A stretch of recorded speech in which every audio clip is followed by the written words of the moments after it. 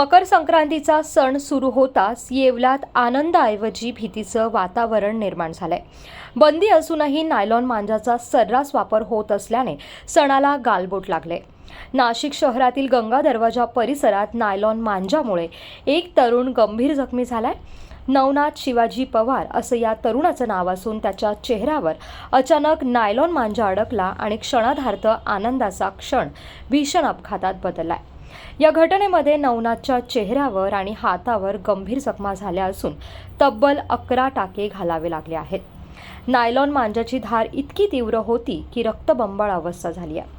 प्रश्न एकच आहे, बंदी असताना नायलॉन मांजा येतो तरी कुठून?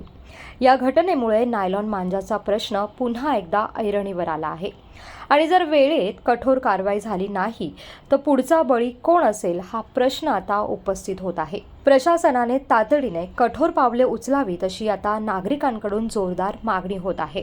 शिवाजी पवार, मी राहणार गोंडगावचा। मी घरून ऑफिसला येत होतो, तर येता नाही का मी गंगादरीजवळ गाडी स्लो करून साईडला घेत होतो। माझा कॉल चालू आहे, माझा फोन कॉल असल्यामुळे मी गाडी साईडला थांबवत होतो। तर त्या टाईममध्ये एक माझ्या एकदम जोरात आला, तर ते या हाताने वरती करायला गेलो, तिथून सोडून तो इथं हात टाकला गेला आणि परत हातात सोडला तर इथं पण 10 टाके पडले, इथे 1 टाके पडला। कृपा करून इथून पुढं नाही का नायलॉन द्वारा वापरू नका, ही सगळ्यांना माझ्याकडून एक सल्ला।